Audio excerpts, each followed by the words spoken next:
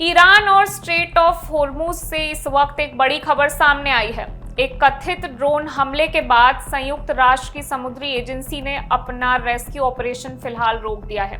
इसके चलते करीब 11,000 नाविकों की सुरक्षा को लेकर चिंता बढ़ गई है। आखिर होर्मुज में ऐसा क्या हुआ? क्यों पूरी दुनिया की नजर इस समुद्री रास्ते पर टिकी हुई है और इसका असर भारत समेत दुनिया पर कितना पड़ सकता है? आइए समझते हैं। स्ट्रेट ऑफ होर्मुज दुनिया के सबसे अहम समुद्री रास्तों में से एक है। यहीं से दुनिया के बड़े हिस्से का कच्चा तेल और गैस समुद्र के रास्ते दूसरे देशों तक पहुंचती है। पिछले कई महीनों से इस इलाके में तनाव बना हुआ है।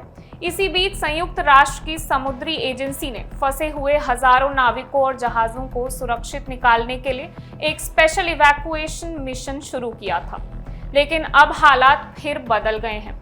रिपोर्ट्स के मुताबिक ओमान के पास एक मर्चेंट शिप पर कथित ड्रोन हमला हुआ।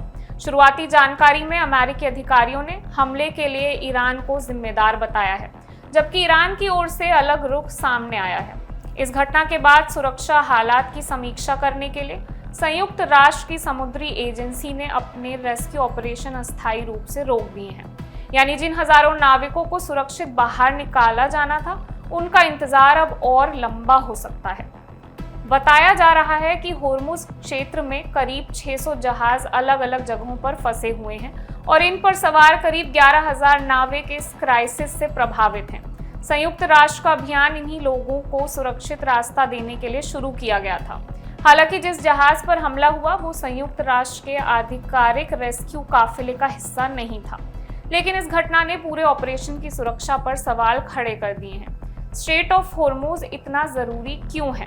दरअसल दुनिया के समुद्री तेल व्यापार यानी ऑयल ट्रेड का बड़ा हिस्सा इसी रास्ते से गुजरता है। अगर यहाँ लंबे समय तक तनाव बना रहता है या जहाज़ों की आवाजाही प्रभावित होती है, तो इसका असर सिर्फ मिडिल ईस्ट तक नहीं सीमित रहेगा। तेल की सप्लाई, शिपिंग कॉस्ट और ग्लोबल ट्रेड पर भी इसका असर पड़ सकता है।